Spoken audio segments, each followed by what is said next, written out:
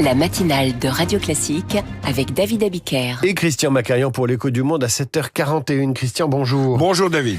Après la dernière volte-face de l'administration Trump, on s'étonne d'une certaine opacité de la diplomatie américaine. Un homme se trouve au cœur de cette zone d'ombre, c'est Steve Witkoff.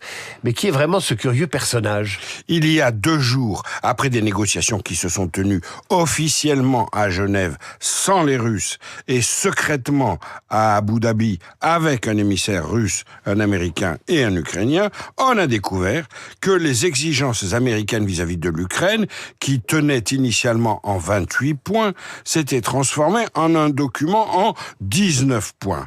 Parmi ces 19 points, les Européens ont obtenu plusieurs satisfactions, notamment la disparition d'un paragraphe qui prévoyait la réintégration pure et simple de la Russie dans le G8, ou encore l'effacement de la possibilité offerte aux États-Unis d'utiliser les avoirs russes gelés en Europe. Mais tout cela a beau satisfaire les chancelleries, il faut surtout que Vladimir Poutine consente lui-même à toutes ces clauses voulues par les Européens, ce qui n'est pas près d'arriver. Or, on a fini par apprendre que tout cela allait maintenant être soumis à l'aval du président russe, en tête-à-tête, par Steve Witkoff, qui doit rencontrer le maître du Kremlin la semaine prochaine. Steve Witkoff peut-il user de la même méthode de négociation qu'à Gaza ? Le contexte de l'Ukraine est totalement différent.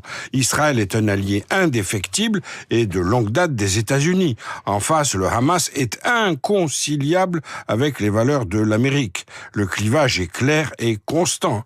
Vis-à-vis de l'Ukraine, la nouveauté de Trump, c'est qu'au lieu de se méfier des Russes et de défendre l'Ukraine comme l'ont fait tous ses prédécesseurs, Trump fait exactement le contraire. Il est ouvertement pro-russe.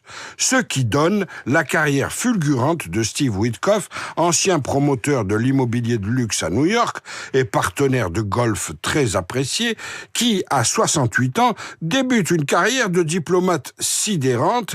Il a rencontré Poutine 5 fois en quelques mois et ne s'est jamais rendu une seule fois à Kiev.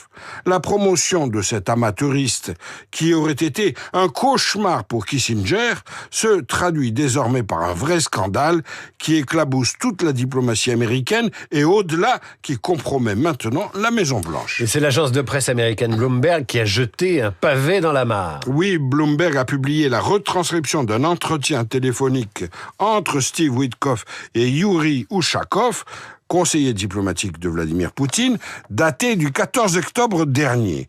Au cours de cette conversation qui démontre un degré de complicité très gênant entre les deux hommes, Witkoff recommande à Ushakov de convaincre Vladimir Poutine d'appeler Donald Trump pour le féliciter afin que Trump puisse entendre, je cite, que vous l'avez soutenu, que vous soutenez le fait qu'il soit un homme de paix et que vous êtes vraiment heureux d'avoir vu arriver sous tout cela, que tout cela se soit produit. Fermez les guillemets. Après quoi, Witkoff lâche le morceau à Ushakov. Tu sais que j'ai le plus profond respect pour le président Poutine. Nous pourrions présenter une proposition de paix en 20 points comme nous l'avons fait pour Gaza. Autrement dit, Witkoff a prodigué ses conseils aux Russes sur la meilleure manière de faire céder et de convaincre Trump. C'était inimaginable et c'est devenu la réalité. Christian Macarian pour l'Écho du Monde. À demain, Christian. Notez également qu'à 8h15, je recevrai celle qui se dit toujours présidente de la Géorgie, Salomé Zourabichvili. Quand on parle de l'influence et des manipulations russes, cette ancienne diplomate française devenue chef d'État de Géorgie sait de quoi elle parle. Rendez-vous donc à 8h15. On marque une courte pause et nous retrouvons